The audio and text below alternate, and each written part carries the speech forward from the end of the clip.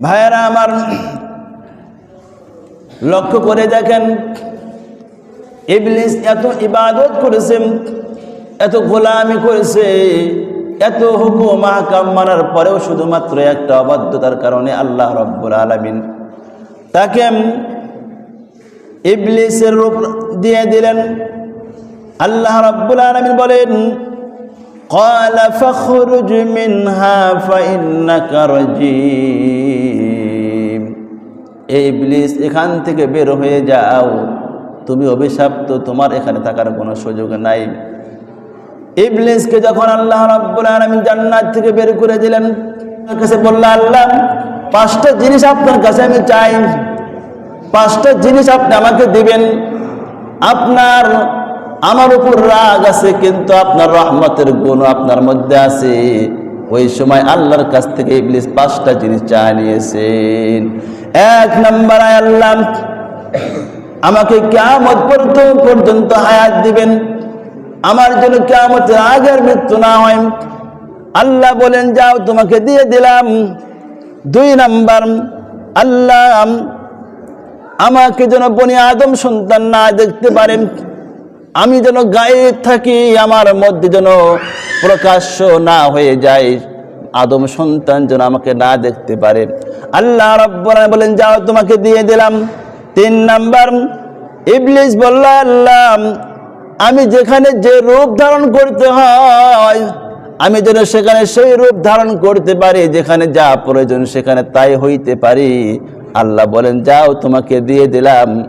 4 নম্বর, আয় আল্লাহ আমার আর একটা দরখাস্ত, আদম সন্তান, যেই আদমকে না মানার কারণে আজ জান্নাত থেকে বের হয়ে যাব, জান্নাত থেকে আমি চলে যাব। আয় আল্লাহ, ওই আদম সন্তানদের শিরা উপশিরার মধ্যে আমি যেন চলতে পারি, সেই শক্তি আমাকে তুমি দিয়ে দাও। আল্লাহ বলে, যাও, তোমাকে দিয়ে দিলাম। বলে, আল্লাহর একটা দরখাস্ত আছে, আমি এই পৃথিবীর এক প্রান্ত থেকে অপর প্রান্ত মুহূর্তের মধ্যে যেন ভ্রমণ করতে পারি, শক্তিটুকু আমাকে দিয়ে দাও। আল্লাহ বলেন, যা, তোকে দিয়ে দিলাম। এই 5টা জিনিস মহান আল্লাহর কাছ থেকে ইবলিস চায় নিয়েছে। তাফসীরে কিতাবের মধ্যে লেখেন, যে আল্লাহর অভিশপ্ত হলো ইবলিস, আল্লাহর রাগান্বিত হয়ে গেল। এরপরেও ইবলিস যদি ওই মুহূর্তেও মহান আল্লাহর কাছ থেকে 5টা জিনিস চায় নিতে পারে, আল্লাহ তাকে দিয়ে দেন। হে উম্মতে মুহাম্মাদি, তোমরা কেন মহান আল্লাহর কাছ থেকে নিতে পারবা না? অবশ্যই তোমাদেরকে আল্লাহ তাআলা দিবেন। মুসলমান ভাইয়েরা আমার, এই জন্য ইবলিস যখন এই 5টা শক্তি নিয়ে বের হয়ে আসলাম, তার মৃত্যু হবে না, কিয়ামত পর্যন্ত হায়াত পাবেন।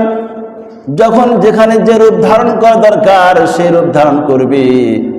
আর ইবলিস এই 5টা শক্তি দেওয়ার পরে ইবলিস যখন বের হয়ে যায়, আল্লাহ রাব্বুল আলামিনের কাছে ইবলিস তখন বলছে, আল্লাহ, ও রাব্বুল আলামিন, ফাবিইজ্জাতিকা লাউগফিয়ান্নাহুম আজমাইন, তোমার ইজ্জতের কসম, তোমার জালালের কসম, আমি আদম সন্তানকে ধোঁকা দিব, পথভ্রষ্ট করে ছাড়বই। যে আদমকে না মানার কারণে আজকে আমি অভিশপ্ত হয়ে গেলাম। আল্লাহ বলেন, যাও, ইল্লা ইবাদাকা মিনহুমুল মুখলাসিন, সবাইকে ধোঁকা দিতে পারবা না, পথভ্রষ্ট করতে পারবা না। যারা ইখলাস ওয়ালা মুখলিস বান্দা হবে, আমি আল্লাহ রাব্বুল আলামিনের মুখলিস বান্দাদেরকে কোশ্চিন কালেও ধোঁকা দিতে পারবা না। বলুন না সুবহানাল্লাহ। একটা প্রশ্ন হয়, আল্লাহ রাব্বুল আলামিন কুরআন কারীমে স্পষ্ট জানায় দিয়েছেন, ইন্নাশ শাইতানা লাকুম আদুব্বুন ফাত্তাখিযুহু আদুওয়া। হে আদম সন্তান, শয়তান তোমাদের প্রকাশ্য দুশমন, প্রকাশ্য শত্রু, তাকে শত্রু হিসাবে গ্রহণ করিও, বন্ধু হিসেবে গ্রহণ করিও না। অথচ ইবলিস চক্রান্ত নিয়ম, বিশ্বাস্ত নিয়ম, তার মৃত্যু হবে না, আদম সন্তানকে ধোঁকা দিয়ে জাহান্নামের পথে নিয়ে যাবেন, এই সিদ্ধান্ত নিয়ে যখন ইবলিস ছড়িয়ে পড়লো, অথচ আল্লাহ না এত দয়ালু রহমান, তাহলে ইবলিসকে আল্লাহ কেন বা তৈরি করলেন? প্রশ্ন হয় কি হয় না? আল্লাহ এত দয়ালু মেহেরবান, তাহলে এই ইবলিসকে আল্লাহ আমাদের জন্য সৃষ্টি না করলে তো পারতেন। যে ধোঁকা দিয়ে আমাদেরকে মহান রবের থেকে দূরে সরায় নেয়, এই ইবলিসকে আল্লাহ কেন সৃষ্টি করলেন? এটা প্রশ্ন হয় কি হয় না? আল্লাহ রাব্বুল আলামিন জবাব দিয়েছেন, বলে ইবলিসকে আল্লাহ কেন সৃষ্টি করলেন? ইবলিসের সৃষ্টির অনেকগুলো কারণ আছে। এর মধ্যে একটি কারণ, যেখানে প্রতিপক্ষ দল থাকে না, প্রতিপক্ষ কেউ না থাকলে, নেগেটিভ ফোর্স না থাকলে সেখানে পুরস্কার পাওয়া যায় না। আমরা যে মানুষ, আমরা যদি প্রতিপক্ষ কাউকে না পাই, তাহলে এই আল্লাহর আদালতে পুরস্কার পাওয়ার কোনো যোগ্য নাই। যেহেতু ফেরেশতা আল্লাহ রাব্বুল আলামিন বানাইছেন, ফেরেশতারা গুনাহ করতে পারে না, ফেরেশতাদের মধ্যে গুনাহ করার শক্তিও নাই, এই জন্য ফেরেশতাদের জন্য কোনো পুরস্কার আল্লাহ রাখে নাই। ইবলিসকে আল্লাহ এই জন্য বানালেন, আমরা যদি ইবলিসের পথ অনুসরণ না করে চলতে পারি, তাহলে আল্লাহ রাব্বুল আলামিন আমাদেরকে পুরস্কার দিবেন, আর ওই পুরস্কারের নামটা হলো জান্নাত। বলুন সুবহানাল্লাহ। 2 নাম্বার কারণ উল্লেখ করা হয়েছে, আমরা আগরবাতি চিনি কিনা? চিনি আগরবাতি? আগরবাতির ঘ্রাণ কখন পাওয়া যায়? আগুন ধরাইলে, নাকি? আগুন না ধরাইলে ঘ্রাণ পাওয়া যাবে? বলে আগরবাতির ঘ্রাণ পাওয়ার জন্য যেমন আগুন প্রয়োজন, আগুন থাকলে ঘ্রাণ পাওয়া যাবে।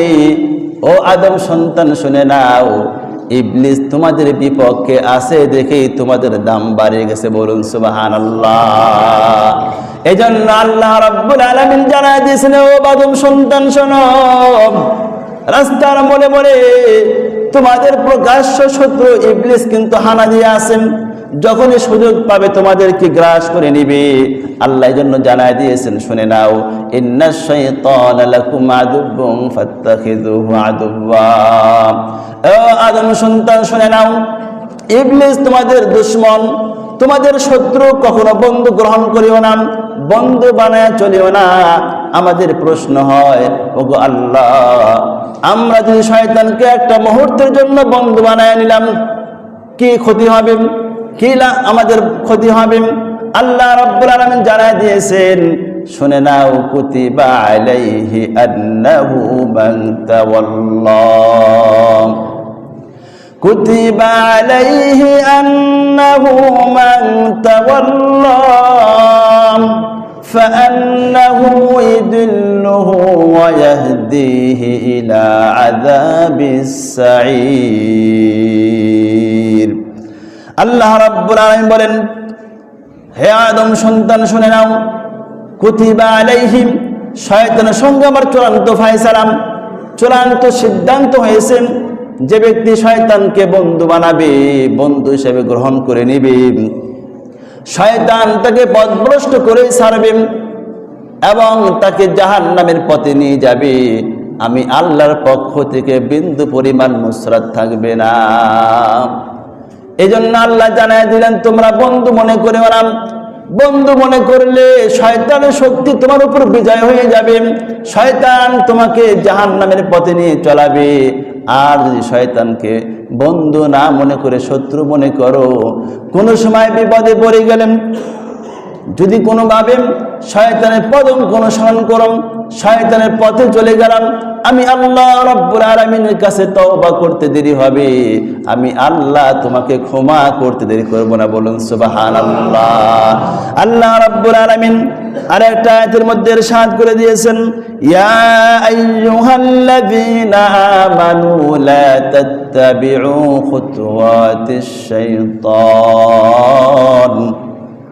ومن يتبع خطوات الشيطان فإنه يأمر بالفحشاء والمنكر।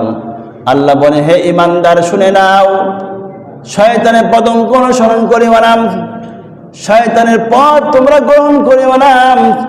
যদি গ্রহণ করে নাও, শয়তান তোমাদেরকে ভালো কাজের পরামর্শ দিবে না, সব সময় খারাপ এবং মন্দ কাজের পরামর্শ দেয়। শয়তান একটা মুহূর্তের জন্য তোমাকে ভালো পরামর্শ দিবে না, শয়তান কখনো ভালো কাজ আপনাকে দিয়ে করালেও সেটা ভালো হবে না, ওই কাজটাও হবে শয়তানের বন্ধ কাজ। শয়তান কখনো কি ভালো পথ দেখাবেন? আওয়াজ দেখাবেন? তাফসীরের মধ্যে ঘটনা উল্লেখ করেছেন, আল্লাহর এক ওলি জিহাদের ময়দানে যুদ্ধ করেছেন। রণাঙ্গনে যুদ্ধ করতে করতে ক্লান্ত হয়ে বাসায় যখন ফিরে আসছেন, আসার পরে তার চোখে এমন ঘুম আসছে যে আল্লাহর ওলির কোনোদিন তাহাজ্জুদের নামাজ মিস হয় না। এতটাই মুজাহিদ, আবার রাতের বেলা ইবাদত গুজার, তাহাজ্জুদ নামাজ কোনোদিন কাজা হয় না।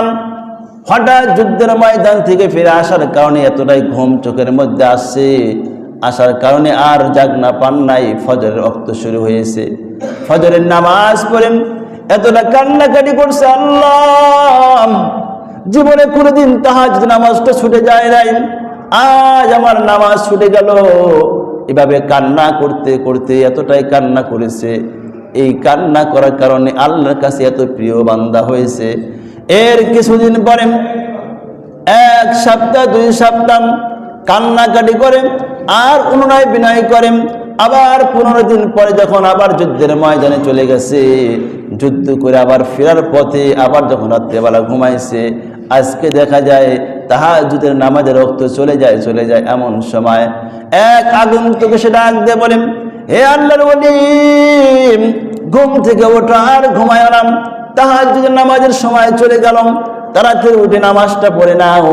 আল্লাহর ওলি ঘুম ভাঙলো আর বলল, ভাই তুমি আমার কত বড় মোহাব্বতের ভাই, তুমি আমাকে অল্পের জন্য বাঁচিয়ে দিলাম, হ্যাঁ আমি নামাজ পড়বো, তবে তুমি কে, তোমার পরিচয় জানলাম না, তুমি আমাকে এই মুহূর্তে জাগায় দিলা।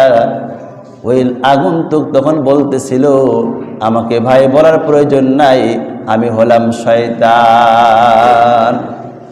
আল্লাহর ওলি অবাক হয়ে বলল, শয়তান কি কখনো ভালো কাজের পরামর্শ দেয় নাকি? বলে, আমি তো ভালো কাজের পরামর্শ আপনাকে দেই নাই। বলে, কেমনে দাও নাই? আমি তো নামাজ পড়ার জন্য ঘুমাইয়াছিলাম, তুমি আমাকে নামাজের জন্য জাগায় দিলাম, আমি এখন নামাজ পড়বো, এটা কি ভালো কাজ না? শয়তান তখন বলতেছিল, আল্লাহর ওলি,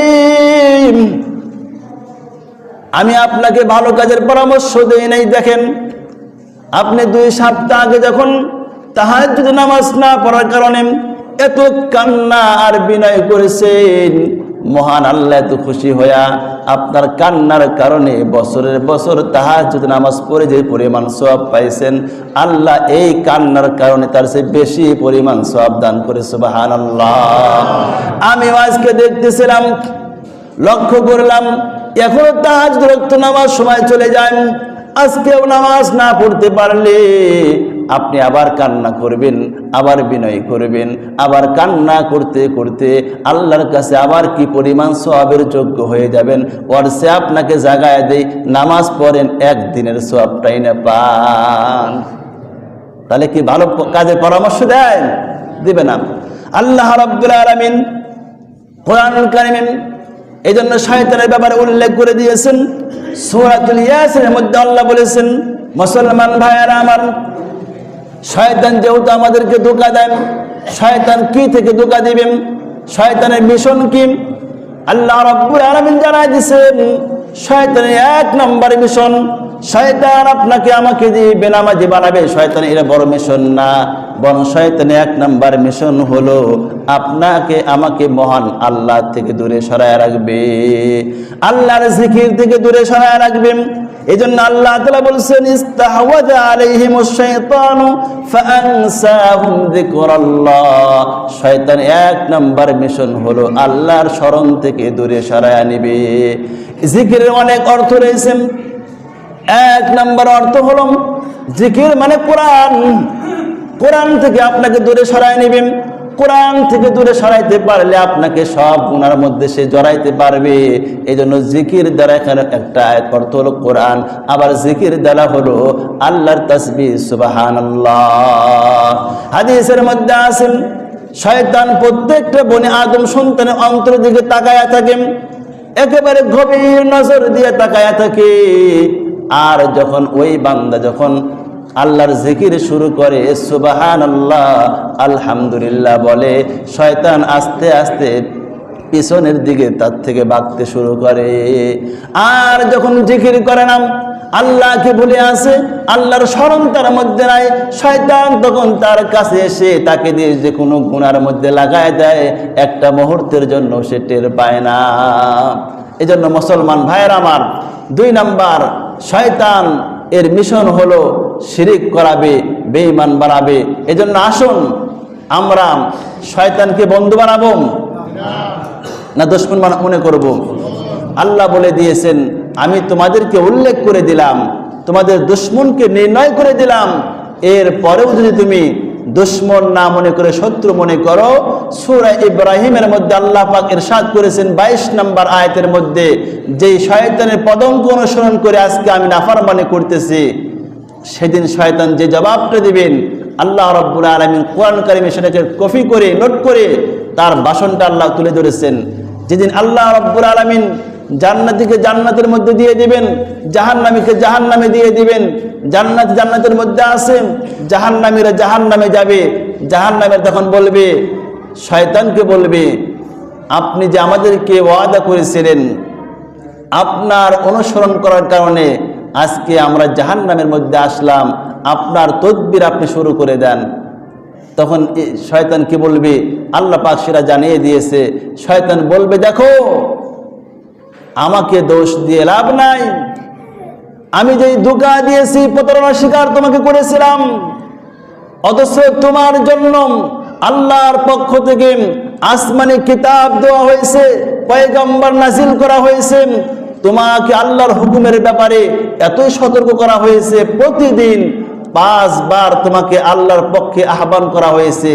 আমি তোমাকে জোর করে জিনার মধ্যে লিপ্ত করি নাই, জোর করে সুদের মধ্যে লিপ্ত করি নাই, জোর করে বেনামাজি বানাই নাই, তোমাকে শুধু আহ্বান করছি, আর তুমি আমার একটা ডাকে সাড়া দিয়ে আমার বন্ধু হয়ে গেছো।